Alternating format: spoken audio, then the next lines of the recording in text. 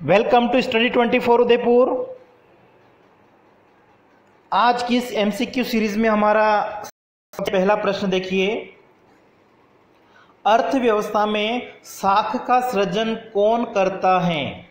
Credit creation जो है किसके द्वारा किया जाता है? तो यहाँ पे करेक्ट आंसर हो जाएगा कि किसी भी अर्थव्यवस्था में क्रेडिट क्रिएशन जो है, साख का जो निर्माण है वो किसके द्वारा किया जाता है? जो वाणिज्यिक बैंक होते हैं, व्यावसायिक बैंक, कॉमर्शियल बैंक जो होते हैं वो क्या करते हैं? साख का सृजन करते हैं। ठीक है, लोग क्या करते हैं? अपनी जमाओं को बैंकों के पास में जमा कराते हैं और उस पैसे को, उन जमाओं को बैंक, जो व्यावसायिक बैंक होते हैं वो क्या करते हैं? ऋणदाताओं को, जिनको आवश्यकता होती है ऋण की, उनको उधार दे देते हैं और कई गुना उधार देते हैं। ठीक है, जिसको हम साख सृजन की प्रक्रिया के माध्यम से समझते हैं। अगला है, निम्नलिखित में से कौन सा साख नियंत्रण का परिमाणात्मक उपाय नहीं है? देखिए, साख नियंत्रण के दो उपाय होते हैं। एक तो होता है मात्रात्मक, या जिसको हम परिमाणात्मक में कहते हैं, और इसके अंतर्गत खुले बाजार की क्रियाएं, बैंक दर, SLR और CRR को सम्मिलित किया जाता है। ठीक है, ये सारे एक तरह से क्या है? परिमाणात्मक में है। तो यहाँ पे A, B और D जो लिखा हुआ है ये कौन से हैं? परिमाणात्मक है, या जिनको हम मात्रात्मक कहते हैं। जबकि गुणात्मक जो होते हैं उसके अंतर्गत कौन कौन से आते हैं? जैसे कि आपका हो गया चयनात्मक साख नियंत्रण हो गया, नैतिक अनुरोध हो गया, प्रत्यक्ष कार्रवाई हो गया। तो यहाँ पे जो नैतिक दबाव लिखा हुआ है ये गुणात्मक उपाय के अंतर्गत सम्मिलित किया जाएगा। तो ऑप्शन हमारा हो जाएगा C। अगला है, उच्च शक्तिशाली मुद्रा, हाई पावर्ड मनी जो है किसको कहा जाता है? ठीक है, उच्च शक्तिशाली मुद्रा एक तरह से क्या होती हैं? देश का जो केंद्रीय बैंक के, ठीक है, उसकी जितनी भी लाइबिलिटीज बनती है वो सारी, मतलब उसके अंतर्गत जो चलन में मुद्रा होती हैं, करेंसी, और जो रिजर्व अनुपात रखे जाते हैं, दोनों को सम्मिलित किया जाता है। तो करेंसी प्लस रिजर्व दोनों को मिला के एक तरह से क्या कहा जाता है? उच्च शक्तिशाली मुद्रा कहा जाता है। ऑप्शन हमारा A। अगला है, मुद्रा की पूर्ति में सम्मिलित हैं। ठीक है, मुद्रा की पूर्ति एक तरह से क्या है? स्टॉक अवधारणा है, जिसको हम समय के एक निश्चित बिंदु पर मापते हैं, और समय के निश्चित बिंदु पर किसी अर्थव्यवस्था में मुद्रा की जो पूर्ति होती है वो क्या होती है? वहां पे अर्थव्यवस्था में जो भी चलन में मुद्रा होती है, करेंसी होती है।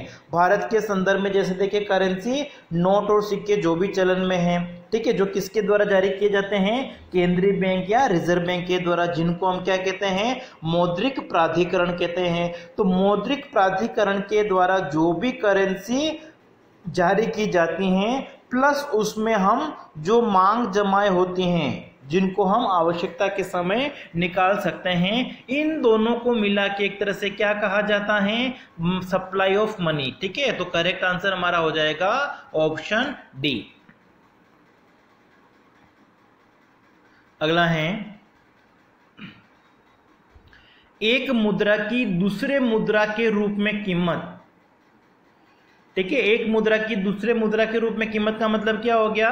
कि जैसे भारतीय रुपया है, इसका अमेरिकी डॉलर के रूप में क्या कीमत है? तो एक देश में जो चलन में मुद्रा होती है, उसका दूसरे देश की जो मुद्रा है उसके रूप में अगर हम कीमत देखें, उसको एक तरह से हम क्या कहते हैं? विनिमय दर कहते हैं, एक्सचेंज रेट, और इसको हम द्विपक्षीय सांकेतिक विनिमय दर भी कह सकते हैं। ठीक है, लेकिन यहाँ पे आपका जो ज्यादा दोनों आंसर वैसे सही लग रहे हैं, तो ऑप्शन आपका कौन सा हो जाएगा?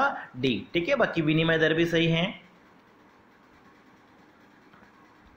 अगला है, अंतिम ऋणदाता किसे कहा गया है?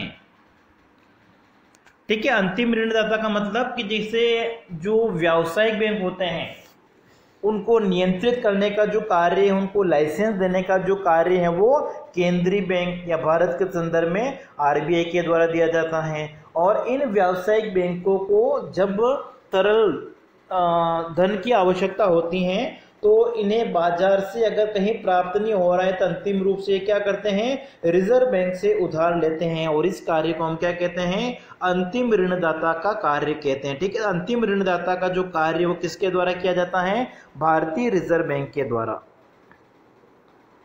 अगला है मुद्रा विनिमय का माध्यम है क्योंकि। ठीक है, विनिमय का माध्यम का मतलब क्या हो गया, मीडियम ऑफ एक्सचेंज का मतलब हो गया कि मुद्रा के द्वारा हम क्या करते हैं, हमारे जो भी दैनिक लेन देन होते हैं, जो हमारी आवश्यकताएं होती हैं, उनको हम पूरा करने का प्रयास करते हैं। मुद्रा के द्वारा हम अपनी आवश्यकताओं को पूरा कर सकते हैं। तो विनिमय का माध्यम का मतलब अगर हम देखें, यह दूसरी वस्तु के रूप में आसानी से परिवर्तनीय हो जाएगी, सभी लोग इसको स्वीकार करते हैं, सार्वभौमिक स्वीकार्यता भी हो जाएगी, और मुद्रा जो है वो संपत्ति का सबसे तरल रूप होती है। ठीक है, सबसे तरल रूप का मतलब इसके द्वारा हम जिस वस्तु को चाहे उसको आसानी से खरीद सकते हैं। तो उपरोक्त सभी हमारा आंसर हो जाएगा डी। अगला है करेंसी नोट के विषय में कौन सा कथन सही नहीं है। ठीक है, करेंसी नोट भारत के संदर्भ में देखते हैं एक तरह से कागजी मुद्रा होती है, पेपर मनी। ठीक है, लीगल पेपर, वैधानिक पत्र भी कह सकते हैं इनको, क्योंकि ये कानून के द्वारा मान्यता प्राप्त होते हैं, और इन पे जो अंकित मूल्य वो सिक्के से कम होता है। ठीक है, ये तीनों कथन सही हैं, तो करेक्ट आंसर आपका यहाँ पे हो जाएगा ऑप्शन सी। अगला है करेंसी जमा अनुपात, करेंसी डिपॉजिट रेशियो, सीडीआर क्या होता है। ठीक है, करेंसी डिपॉजिट रेशियो का मतलब लोगों के पास में जो करेंसी होती हैं और बैंकों के रूप में जो मुद्रा, बैंकों के रूप में जो उनकी जमाएं होती हैं, दोनों के अनुपात को एक तरह से हम क्या कहते हैं, करेंसी जमा अनुपात कहते हैं। ठीक है, तो यहाँ पे हो जाएगा लोगों के पास में जो करेंसी है, ठीक है, डिवाइडेड बाय हो जाएगा आपका बैंक जमाओं के रूप में जो भी मुद्रा है उनके पास में, दोनों के अनुपात को हम क्या कहते हैं, करेंसी जमा अनुपात।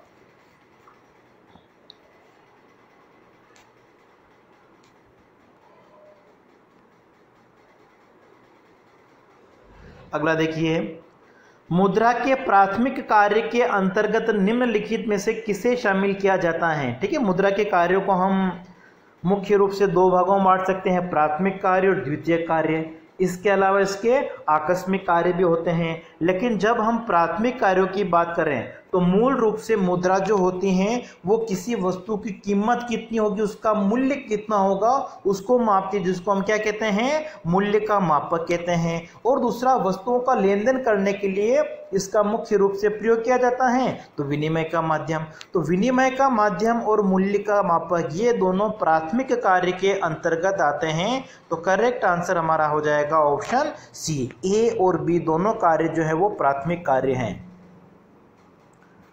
अगला है मुद्रा के गौण कार्य के अंतर्गत निम्नलिखित में से किसे शामिल किया जाता है। ठीक है, मुद्रा के गौण कार्य या जिनको हम द्वितीयक कार्य कह सकते हैं, सेकेंडरी फंक्शन की अगर हम बात करें तो अगर हम कोई वस्तु खरीदते हैं और उसका भुगतान भविष्य में करना चाहें, ठीक है, भविष्य में भुगतान जो है वो किसके आधार पर किए जा सकते हैं, मुद्रा के द्वारा किए जा सकते हैं, तो इनको क्या कहा जाता है, स्थगित भुगतानों का मान। फिर मुद्रा को हम क्या कर सकते हैं, अपने पास में स्टोर कर सकते हैं, संचय कर सकते हैं, तो मूल्य संचय का भी साधन है, और इसके द्वारा मूल्य का हस्तांतरण भी किया जा सकता है। तो ये तीनों कार्य आपके द्वितीयक या गौण कार्य के अंतर्गत आएंगे। ऑप्शन हमारा क्या हो जाएगा इसमें, सभी। अगला देखिए, निम्नलिखित में से किसके अनुसार मुद्रा वह दूरी है जिसके चारों ओर समस्त अर्थ विज्ञान चक्कर लगाता है। मुद्रा का महत्व, इंपॉर्टेंस ऑफ मनी के बारे में अगर हम देखें, किस अर्थशास्त्री ने कहा है कि मुद्रा वह दूरी है जिसके चारों ओर अर्थव्यवस्था चक्कर लगाती है। ये कथन आपका है प्रोफेसर मार्शल का है। ऑप्शन हमारा हो जाएगा सी।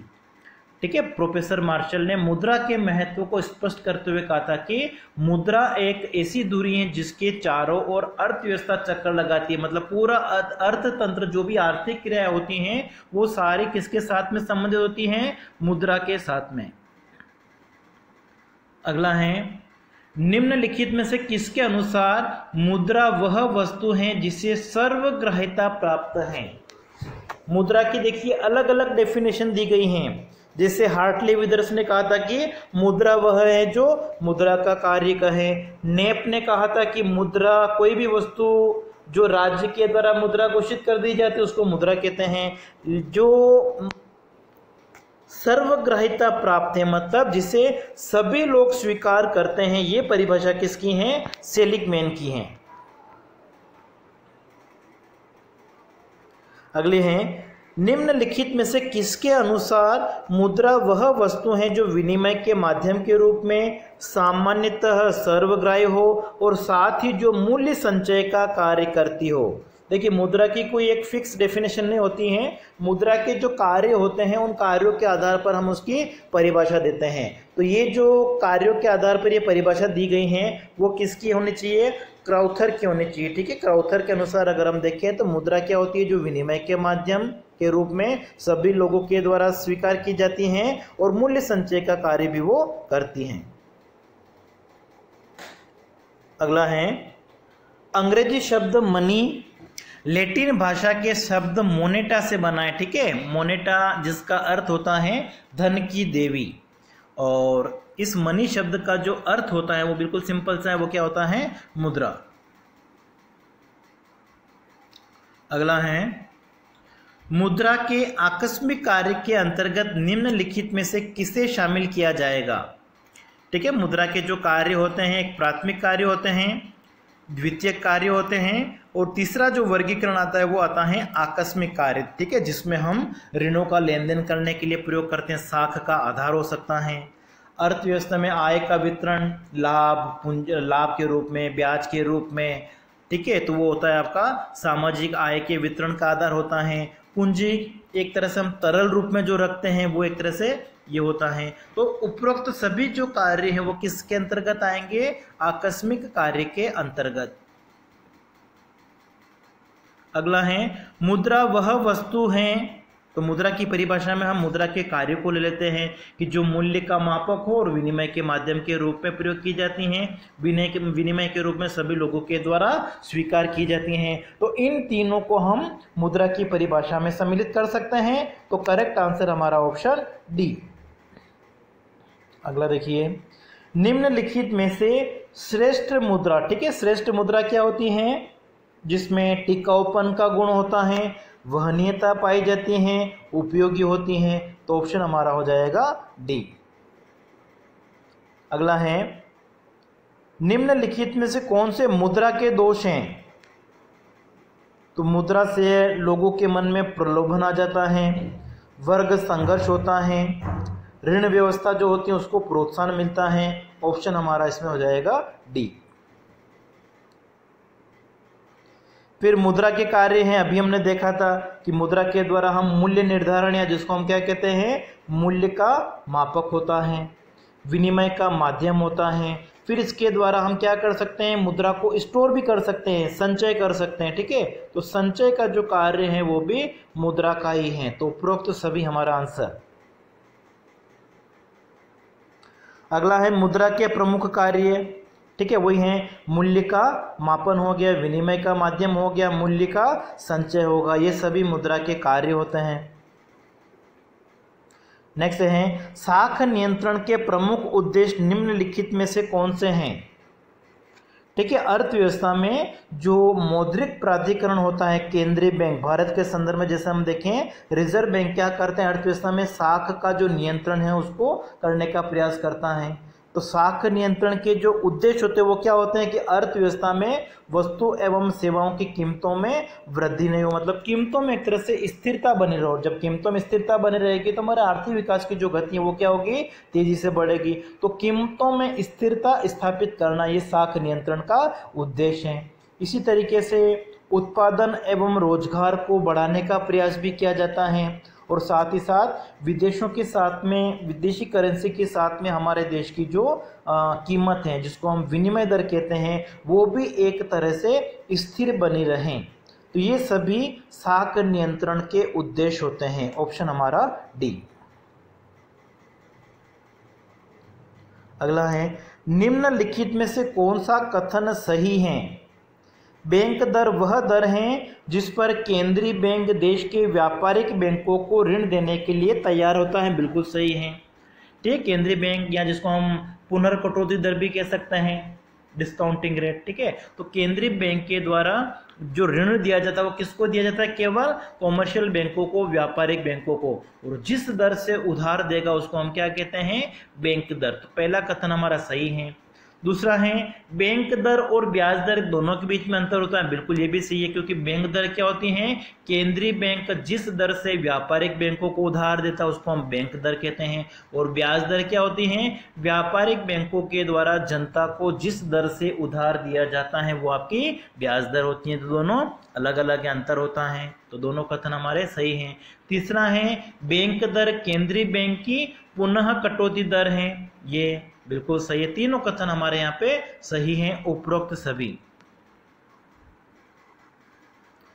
अगला है निम्नलिखित में से कौन सा साख नियंत्रण का परिमाणात्मक उपाय नहीं है। साख नियंत्रण के उपाय जो होते हैं उनको हम दो भागों में बांटते हैं। एक तो होता है हमारा परिमाणात्मक, जिसमें हम नकद कोषानुपात CRR को शामिल करते हैं, SLR को भी शामिल करते हैं, खुले बाजार की क्रियाओं को भी सम्मिलित करते हैं, बैंक दर को भी हम सम्मिलित करते हैं। ये जो नैतिक दबाव है ये किसके अंतर्गत आता है, ये आपका आता है गुणात्मक उपकरण के अंतर्गत। जो क्वालिटेटिव इंस्ट्रूमेंट होते हैं उसमें हम सम्मिलित करते हैं। अगला है reserve bank of India RBI की स्थापना कब हुई थी, 1 अप्रैल 1935 को। ऑप्शन हमारा हो जाएगा बी। अगला है मौद्रिक नीति का संबंध है। ठीक है, सरकार की देखिए दो पॉलिसी होती है, एक तो होती है मॉनेटरी पॉलिसी और दूसरी होती है फिस्कल पॉलिसी, राजकोषीय नीति। तो मौद्रिक नीति में मुद्रा की मात्रा से संबंधित नियंत्रण आते हैं, जिसमें हम CRR को शामिल करते हैं, SLR को शामिल करते हैं, बैंक दर को शामिल करते हैं, और एक हमारा आ जाता है खुले बाजार की क्रियाओं को हम किस में शामिल करते हैं, मौद्रिक नीति में। और जब हम फिस्कल पॉलिसी की बात करें, राजकोषीय नीति में क्या क्या आता है, सार्वजनिक व्यय आ जाता है आपका, पब्लिक एक्सपेंडिचर, टैक्सेशन, कर आ जाते हैं, पब्लिक डेब्ट, सार्वजनिक ऋण आ जाता है, और डेफिसिट फाइनेंसिंग जो हिन्नात प्रबंधन होता है, जिसमें घाटे की पूर्ति नए नोट छाप कर की जाती है। ये तीनों किस में आएंगे, आपके राजकोषीय नीति में आएंगे, फिस्कल पॉलिसी में आएंगे। तो मौद्रिक नीति का संबंध किससे है, खुले बाजार की क्रियाओं से, ओपन मार्केट ऑपरेशन से है।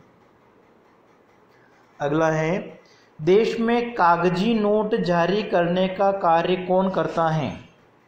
ठीक है, भारत में अगर हम देखें तो जो कागजी नोट है, करेंसी हैं, वो किसके द्वारा जारी की जाती हैं, RBI, reserve bank of India. और रिजर्व बैंक ऑफ इंडिया जो है वो भारत का क्या है, केंद्रीय बैंक है। तो हमारा आंसर क्या हो जाएगा, ऑप्शन बी।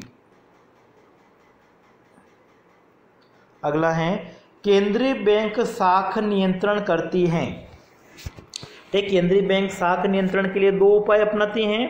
एक तो आपका हो गया मात्रात्मक और दूसरा आपका हो गया गुणात्मक।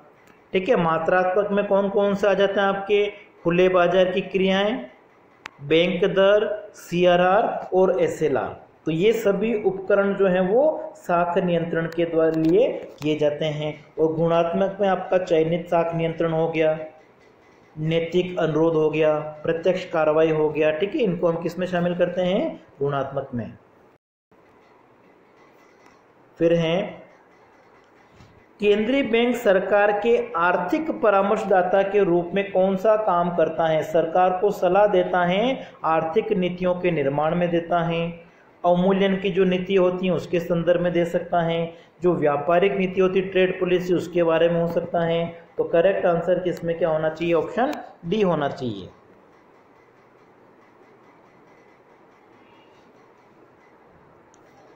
अगला है साख नियंत्रण की कठिनाइयां निम्न में से कौन सी हैं।